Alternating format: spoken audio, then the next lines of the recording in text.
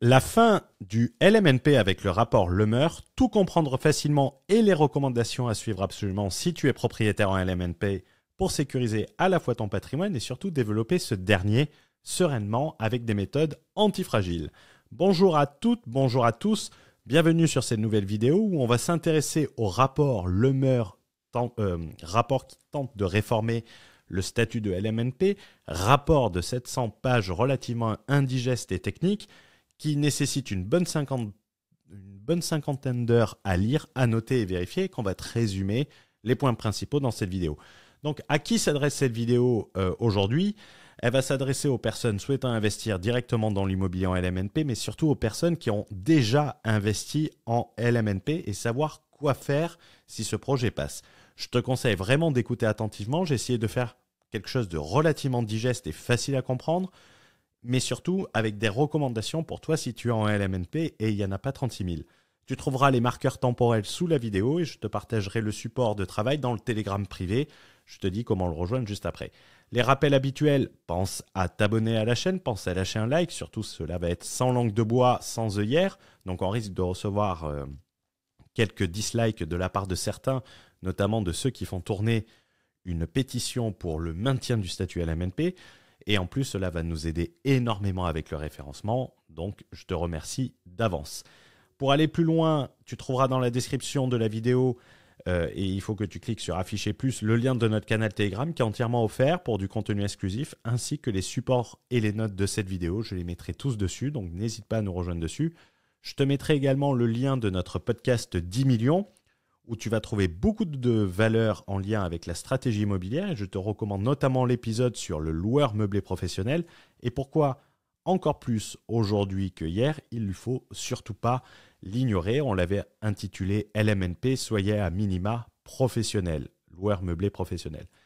Également, pour ceux qui veulent des conseils individuels sur leur stratégie immobilière, je te mettrai le lien pour réserver un appel stratégique avec Fouad Berlin, mentor immobilier, qui a accompagné un petit groupe d'investisseurs à lever plus de 70 millions d'euros de financement immobilier, qui pourra t'assister dans ta stratégie à déployer et surtout t'aider au cas par cas compte tenu de ta situation particulière. Donc tous les liens se trouvent dans la description, tu sais où les trouver. Rentrons maintenant dans le vif du sujet sur le statut LMNP. Retour rapide sur le statut. Il faut savoir que le statut LMNP il a été instauré en 1949 en France après la Seconde Guerre mondiale et c'est un dispositif qui visait à encourager les particuliers à investir dans l'immobilier locatif meublé pour notamment pallier à la crise du logement d'après-guerre en soutenant à la fois le marché locatif mais en stimulant également l'investissement immobilier et donc en augmentant l'offre de logements. Mais le statut LMNP c'est avant tout une niche fiscale. Une niche fiscale puisque tu disposes d'un traitement favorable pour la location meublée. C'est une niche fiscale qui offre des avantages fiscaux aux personnes exploitant des biens au travers de ce dispositif, en bénéficiant notamment d'un régime fiscal au BIC, bénéfices industriels et commerciaux, qui va te permettre de déduire des charges ainsi que les amortissements de ton bien, entraînant ainsi une quasi-exonération d'impôt sur tes revenus locatifs pendant la durée d'amortissement. Il suffit de regarder notamment la dernière stratégie Scopie que nous avions faite, où la personne te parlait d'investissement immobilier, te parlait de LMNP juste pour ne pas payer d'impôts pendant les 10 ans, en faisant abstraction de la création d'un parc et en se disant, allez, peut-être qu'au bout de 30 ans, tu auras acheté 6 biens, quoi. Mais regarde cette vidéo, c'est assez parlant. C'est, selon moi, un régime qui est relativement bâtard, c'est du nom propre avec des parties de professionnels. Comme je l'ai évoqué précédemment, c'est du nom propre, bénéficiant davantage de professionnels sans pour autant être un statut professionnel, d'où le nom non professionnel. C'est donc un traitement de faveur qui en fait une exception. Et donc, c'est ce régime exceptionnel qui attire beaucoup d'investisseurs. C'est notamment au travers de l'amortissement que vient la totalité des avantages du LMNP. Et je vais t'expliquer ça de suite parce qu'il y a une importance fondamentale car même l'amortissement va être changé et que tu comprennes comment ils vont supprimer les avantages de ce régime. Pourquoi l'amortissement? Parce que en fait, le LMNP permet de vivre à l'IS et de mourir à l'IR, qui est le meilleur des deux mondes. C'est une expression qui est d'ailleurs très souvent utilisé pour décrire le statut de loueur meublé non professionnel. Tu vis à l'IS, donc tu peux déduire, et tu meurs à l'IR, notamment au niveau des amortissements et de leur reprise.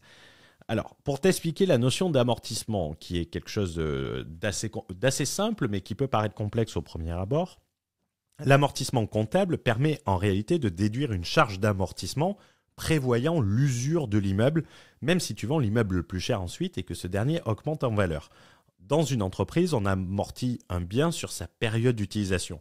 Laisse-moi te prendre un exemple très simple avec un ordinateur à 5000 balles que tu achètes sur ta société. Tu vas le déduire sur 2 ans puisque tu vas l'utiliser pendant 2 ans. Donc tu pourras déduire 2500 € la première année et 2500 € la deuxième année de tes bénéfices. Un immeuble, c'est pareil, sauf que bien évidemment la période est un peu plus longue et on parle de la rallonger encore. Et ça, on va en revenir après sur les modifications impliquées par ce rapport. Et il faut avoir conscience que tu ne peux pas amortir, tu vas amortir la construction et pas le terrain. C'est important par la suite de bien le comprendre. Et le principal avantage et la particularité du LMNP, et ça il faut le reconnaître, c'était très aguicheur, c'était la non-reprise d'amortissement à la revente. La spécificité du loueur meublé non professionnel, c'est cette non-reprise d'amortissement, donc un double cadeau qui est fait à l'investisseur. Un double cadeau, le premier étant de déduire de ses impôts l'amortissement, et le deuxième cadeau étant de ne pas reprendre ces amortissements au moment de la revente. Imagine, en SCI à l'IS, tu achètes un bien immobilier à 1 million d'euros, tu amortis 200 000 €, donc la valeur de ton bien comptablement au bilan de ton entreprise est de 800 000 €, 1 million moins 200 000 €. Tu as déduit 200 000 € d'impôts sur les sociétés. Si tu revends le bien 1,2 million d'euros, ta plus-value, tu vas la compter entre 800 000 et 1,2 million d'euros. On appelle cela la reprise entre 800 et 1 million, la reprise d'amortissement. En LMNP, tu vas amortir 200 000 € que tu vas avoir déduit de tes impôts, c'est le premier cadeau qu'on te fait. Et lors de la revente, on va prendre en compte le prix d'achat et pas la valeur amortie du bien.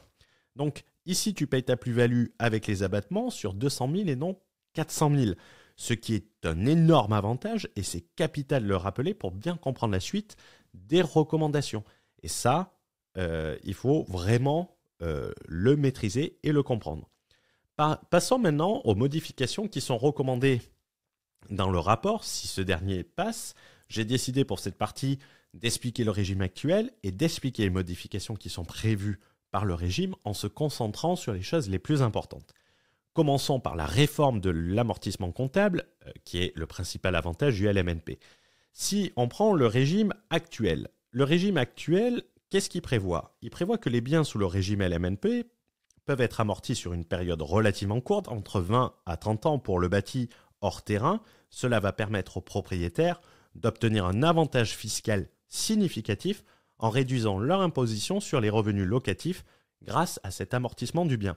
En fait, tu prévois une décote, mais cette décote, elle ne vient pas, donc ça te réduit tes impôts. La modification qui est prévue concernant cette règle, c'est que la réforme propose déjà d'étaler l'amortissement sur 50 ans, ce qui signifie une réduction annuelle d'amortissement à environ 2% par an, voire moins avec les révisions de la répartition des actifs. La répartition des actifs, c'est entre le terrain et le bâti. Cela réduirait drastiquement l'avantage fiscal pour les propriétaires car la durée d'amortissement serait beaucoup plus longue. Quand je t'ai parlé de répartition des actifs, ils veulent partir sur une répartition 40-60. La nouvelle répartition proposée affecterait la partie du bien amortissable. 40% de la valeur du bien ne serait pas amortissable, serait considéré comme du terrain. Aujourd'hui, ça dépend, bien évidemment, si tu achètes à Paris ou à Bouzland, la valeur du terrain, la valeur du foncier n'est pas la même. Tu peux avoir des règles, disons 15-20% la valeur du terrain. Bien évidemment, ça peut augmenter selon les villes, donc ce n'est pas une règle immuable. Et il proposerait de le monter à 40%. Sur la réforme de l'amortissement comptable, tu vas le sentir, tu vas te mettre à payer de l'impôt là où tu ne payais pas d'impôt. La suppression de la déduction des amortissements à la revente, c'est ce qu'on appelle mourir à l'IS. Alors, la suppression de la déduction des amortissements, le régime actuel, c'est ce que j'ai expliqué précédemment, c'est que actuellement les amortissements déduits ne sont pas réintégrés dans le calcul des plus-values immobilières lors de la revente du bien. offrant ainsi un avantage fiscal important pour ceux qui investissent en LMNP. D'ailleurs, quand tu as le combat SCI, LMNP, ils te disent « Ouais, mais en SCI, tu payes plus d'impôts sur la plus-value. » La modification prévue, elle est très simple. Si la réforme est adoptée, les amortissements passés seraient réintégrés dans le calcul de la plus-value imposable lors de la revente. Cela signifie que les investisseurs devront payer des impôts sur une part plus importante de la valeur de revente, augmentant considérablement la taxation lors de la cession du bien. Rappelle-toi l'exemple que je t'ai expliqué précédemment. Si tu avais amorti 200 000 balles sur 1 million, avant tu payais l'impôt entre 1 million et 1,2 million, 200 000 euros de plus-value. Maintenant, tu pars de 800 000 à 1,2 million, tu payeras ton impôt de la plus-value sur 400 000 euros. Dans cet exemple-là, tu augmentes par 2 l'imposition à la revente. Donc, très important de le préciser, très important également d'en avoir conscience et on le verra ensuite. Le troisième point, c'est le changement de régime fiscal où on va passer des bénéfices industriels et commerciaux aux revenus fonciers. Aux revenus fonciers, ça serait bien avec DS, mais je n'ai pas vérifié. N'hésitez pas à me relever si vous en voyez. Alors, le régime actuel, c'est quoi ? Le régime actuel, actuellement, les revenus de la location meublée non professionnelle sont imposés sous le régime des bénéfices industriels et commerciaux qu'on appelle en raccourci BIC, ce qui permet de bénéficier d'avantages fiscaux importants et intéressants comme la possibilité de déduire les amortissements et certaines charges spécifiques. C'est la même différence entre une SCI-LIS et une SCI-LIR.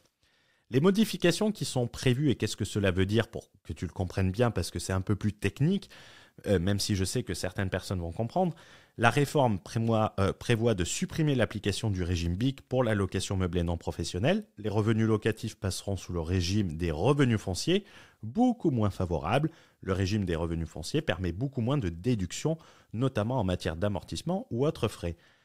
L'impact que cela va avoir, c'est que les propriétaires sous LMNP perdraient la possibilité de déduire des amortissements et certaines charges qui étaient jusque-là applicables sous le régime du BIC, augmentant ainsi leur imposition sur leurs revenus locatifs puisqu'ils pourront déduire moins de choses. Un exemple pour bien comprendre, parce que certains vont me dire « Qu'est-ce que cela veut dire concrètement de passer de BIC au revenu foncier ?» Ceux qui sont dans Patrimoine Exponentiel, notre programme d'accompagnement, retrouveront les différences qu'on évoque sur les charges déductibles entre une SCI à l'IR et une SCI à l'IS. Par exemple, si on prend le LMNP, actuellement, les intérêts d'emprunt peuvent être entièrement déduits des revenus locatifs sous le régime du BIC. Les modifications prévues, bien que les intérêts d'emprunt soient toujours déductibles dans le régime des revenus fonciers, ils ne bénéficient pas des mêmes optimisations fiscales qu'en BIC, notamment avec l'effet de l'amortissement qui, sous les bénéfices industriels commerciaux, permettent souvent de rendre le résultat fiscal nul ou négatif et donc de ne pas payer d'impôts. Par exemple, également les charges de copropriété. Sous le régime BIC, les charges de copropriété sont déductibles dans le cadre de l'activité locative meublée. Cependant, dans le cadre du régime des revenus fonciers, bien que certaines charges puissent encore être déduites, elles seront soumises à un cadre plus strict et moins favorable. Donc, ta base imposable sera agrandie. Qui dit base imposable agrandie dit augmentation de ton taux d'imposition, dit adios el cash flow. Je suis désolé, je ne peux plus retenir. Les frais d'acquisition, ça c'est important, notaire, frais de constitution, etc. Actuellement, ces frais d'acquisition peuvent être déduits ou amortis. Tu fais le choix soit de les déduire immédiatement, soit de les amortir sur une période de 5 ans. Et la modification qui est prévue, ces frais ne seront plus déductibles sous le régime des revenus fonciers et devront être supportés, ce sans allègement fiscal. Donc effectivement, tu vois, de passer du BIC au revenu foncier, ce n'est pas si anodin, même si à première vue, on se dit, mais ça change quoi ? Passons au quatrième point, le plafond de revenus et les seuils pour le LMNP avec le régime actuel et les modifications prévues. Actuellement, le régime LMNP impose un plafond de 23 000 euros de revenus locatifs annuels ou 50% du revenu global du foyer fiscal. En dessous de ce seuil, les propriétaires peuvent continuer de bénéficier de ce régime. Les modifications prévues prévoient que le rapport prévoit et suggère d'augmenter ce seuil à 30 000 euros, mais cela ne compenserait pas la perte des avantages fiscaux liés à l'amortissement et à l'imposition BIC. Cela permettrait néanmoins à certains investisseurs d'avoir un peu plus de flexibilité sur le nouveau régime des revenus fonciers. C'est important de le préciser. Donc, ça vous donne une idée. Et également, le dernier point que je considère important, c'est l'application et la mise en place. Concernant le calendrier de la mise en place, alors le calendrier il est très simple, les nouvelles dispositions s'appliqueront progressivement d'abord aux biens mis en location après l'adoption de la loi, puis lors du changement de bail pour les biens existants. Cette période transitoire serait étalée donc sur plusieurs années, ce qui peut avoir un impact. Et généralement, les locations meublées non professionnelles, c'est des baux de 1 an, si je ne dis pas de conneries. Merci de me relever dans les commentaires si tel est le cas. La clause du grand-père. Alors, la clause de grand-père, c'est un dispositif de protection qui prévoit de ne pas assujettir certaines catégories lors d'un changement de loi. Il n'y a pas de clause de grand-père généralisée dans le rapport, ce qui signifie que les investisseurs actuels seront affectés lors du renouvellement des baux ou à l'occasion de la revente des biens. Et ça, ça fait mal. Concernant l'impact sur les autres statuts, on va y passer très rapidement sur la SCI-LIS et ainsi que le LMNP. Concernant la SCI-LIS, pour être franc, sur la chaîne, on parle souvent de SCI-LIS et on en parle souvent pour la stabilité, CQFD j'ai envie de dire. Sa pérennité qui est, selon moi, le seul moyen de sécuriser un encours bancaire important qui est l'ami de l'investisseur immobilier de l'investisseur immobilier ambitieux, pardon. Ceux qui vont garder leur LMNP vont savoir ce que ça veut dire une instabilité dans un avenir proche. La SCI-LIS, mais c'était également le cas sous le NFP, n'est pas concerné par ce changement législatif et garde sa stabilité, garde sa visibilité, et c'est pour ça qu'on aime la SCI-LIS. Concernant le LMP, donc loueur meublé professionnel, le LMP, également des conditions d'accès qui pourraient être plus élevées, qui reste un statut intéressant et encore plus intéressant aujourd'hui. Je renvoie au podcast si tu fais du LMNP, soit à minima professionnel et donc soit en LMP. Contrairement au LMNP, le LMP conserverait son régime fiscal des bénéfices industriels et commerciaux. Cela signifie que les investisseurs en LMP pourront continuer de bénéficier des déductions fiscales, notamment la possibilité de déduire les amortissements, ce qui permet de réduire l'imposition sur les revenus locatifs. Il n'y aurait pas de changement concernant l'amortissement pour les biens en LMP. Et ils ne seraient pas concernés par la réforme. Cela signifie que les investisseurs pourront continuer à amortir leurs biens et déduire cet amortissement de leurs revenus locatifs, contrairement aux LMNP qui perdront cet avantage. Donc les professionnels, bizarrement, auront des avantages par rapport aux non-professionnels. Et ça, c'est toujours important de le préciser. Partie 4, les recommandations pour ceux qui sont en LMNP. Je l'ai souligné, j'ai mis des petits voyants rouges. Alors avant de commencer, on rappelle que c'est un projet qui n'est pas encore voté de surcroît. Il peut être amendé, il peut être modifié, il peut ne pas être adopté. Mais je ne pense pas qu'on se place dans ce secteur, qu'on se place dans ce cadre-là. Mais ici, si je te fais cette vidéo, c'est pour que tu puisses prévoir le coup et ne pas attendre qu'il soit voté pour agir. Vaut mieux prévoir que subir. Et c'est très important de le préciser. La première solution que tu as, c'est la plus simple, la plus rapide, c'est d'arbitrer tes biens en LMNP et en plus cela peut t'éviter sans doute la reprise d'amortissement. Solution radicale mais nécessaire si tu souhaites tout de même déployer une vraie stratégie immobilière par la suite et commencer l'année 2025 sur des bonnes bases. Également, après avoir étudié le rapport en long, en large, il n'est pas prévu de clause du grand-père, c'est pour ça que je le précisais précédemment, concernant notamment cette reprise amortissement. Ça veut dire que si tu vends les biens à partir du 1er janvier 2025, cette reprise amortissement, tu vas l'avoir. Tandis que si tu les vends avant, techniquement, tu ne l'aurais pas. Alors, il va falloir voir le projet final, mais qu'est-ce que cela veut dire concrètement? C'est que si tu veux bénéficier de la non-reprise des amortissements, il sera préférable de céder le bien cette année et repartir sur des bonnes bases l'année prochaine en te professionnalisant. Si beaucoup décident de le faire, cela peut avoir un impact sur les prix de vente. Parce que les gens vont peut-être baisser leur prix. Donc pour les professionnels, ça va être des bonnes opportunités. Moi, personnellement, quelqu'un qui veut me vendre des biens en LMNP où je sais qu'il est tenu, je vais faire, écoute, soit c'est cette proposition avant la fin de l'année, soit je prends ton prix après l'année prochaine. peut être un exemple de négociation que je recommande et ce sera le prix de la non-professionnalisation pour la personne en face. Dans tous les cas, si tu es ambitieux, c'est nécessaire de le faire, même si le projet de loi n'est pas voté. Donc, autant s'en servir comme une excuse et de commencer sur des bonnes bases. Donc, autant le faire maintenant et sécuriser au lieu de subir. Pourquoi également c'est une bonne chose si ça passe, ce projet de loi parce que en réalité, le LMNP, c'est se tirer une balle dans le pied, une rafale d'AK-47 si tu préfères. Parce que quoi qu'on dise, le LMNP est très avantageux. Il est très avantageux, mais il t'empêche de déployer une stratégie ambitieuse. Et le fait qu'il soit très avantageux fait hésiter certains investisseurs, et certains investisseurs vont se ruer dedans. En réalité, si ce régime disparaît ou s'il est beaucoup moins intéressant, cela va permettre de se lancer sur des bonnes bases avec les bonnes stratégies et de ne pas être attiré par la carotte fiscale dès le départ.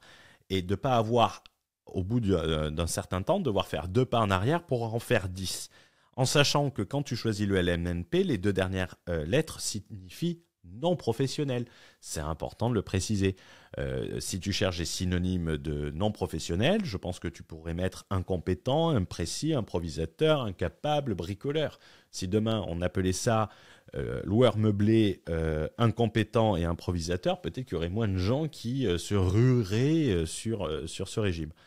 Et il faut retenir une chose, c'est que quand on choisit une niche, on finit à la niche. C'est une expression qu'on aime bien dire dans le podcast, qu'on doit à Fouad avec qui j'anime le podcast d'IM. Quand tu choisis une niche, la niche fiscale du LMNP, tu finiras à la niche et tu en as l'exemple ici. Après, tu peux espérer qu'une pétition va tout changer ou espérer que la France Insoumise se saisisse et demande à la CGT de bloquer la France pour que les propriétaires en LMNP puissent continuer de bénéficier de leur petite situation fiscale favorable.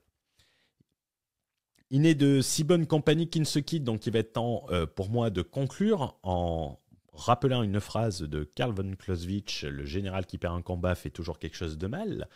Donc si tu es impacté et que tu es un investisseur ambitieux, en réalité tu as fait quelque chose de mal en choisissant ce statut, mais cela n'est pas définitif, autant en tirer un enseignement et commencer sur des bonnes bases, et pour ça c'est une bonne chose qu'on fasse disparaître ce régime. Et je pense que c'est une excellente chose.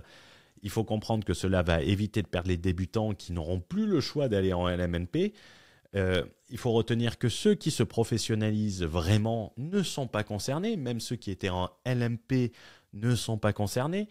Alors que la plupart des LMNP, en tant que bons débutants, ils se concentraient sur une seule chose, c'est rester sous les seuils. Certains conseillers de gestion de patrimoine sur LinkedIn vous disiez « Oh là là, la pire chose qui puisse vous arriver, c'est de gagner un peu plus d'argent et passer en professionnel. » Donc on vous disait limite, quand tu approches du LMP, loue moins cher pour pas passer, prends moins d'argent pour pas passer.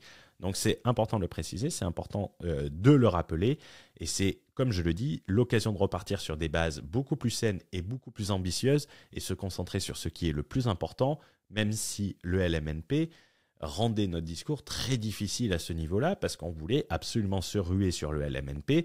Et aujourd'hui, les personnes qui parlent de cash flow en période de différé en LMNP, ça va être un peu plus dur le discours. Là, ça va être un peu plus dur. Et quand le mec aura fait 3 mois d'exploitation, il comprendra qu'en fait, il y a un problème. Pour aller plus loin, et ce totalement gratuitement, tu trouveras une formation offerte Mania de l'immobilier. Le lien se trouve dans la description. C'est entièrement offert et je t'explique pourquoi le LMNP est un frein à ta stratégie immobilière et tu vas comprendre ensuite pourquoi il ne faut pas le faire d'un point de vue bancaire. On mettra également le lien de notre conférence en ligne, les stratégies derrière la levée de 5 millions d'euros de financement immobilier à partir d'un salaire de 3 000 euros. Bizarrement, aucun LMNP dans ça. Et pour ceux qui sont les plus ambitieux, vous pouvez déposer votre candidature à Patrimoine Exponentiel. Vous réserverez un appel gratuitement avec moi pour voir si votre profil correspond, puisque nous cherchons à se concentrer que sur des investisseurs dont l'objectif minimum est le 1 million d'euros. Et pour ça, il faut oublier le LMNP. Également, je te conseille de t'abonner au podcast et d'écouter très attentivement LMNP Soyez à minima professionnel, car le LMP propose de nombreux avantages qui sont trop souvent ignorés et peu maîtrisés. Et également, tu trouveras beaucoup de contenu sur la playlist H Stratégie qui va s'afficher en bas à gauche de l'écran. Tu trouveras notamment pourquoi faire des SCI, pourquoi il ne faut pas investir en LMNP et pourquoi le cash flow n'est pas l'indicateur le plus important lors d'un investissement immobilier. Pense à lâcher un like, pense à regarder l'autre contenu, pense à t'abonner si tu n'es pas abonné et on se retrouve très vite dans une prochaine vidéo. Ciao, ciao.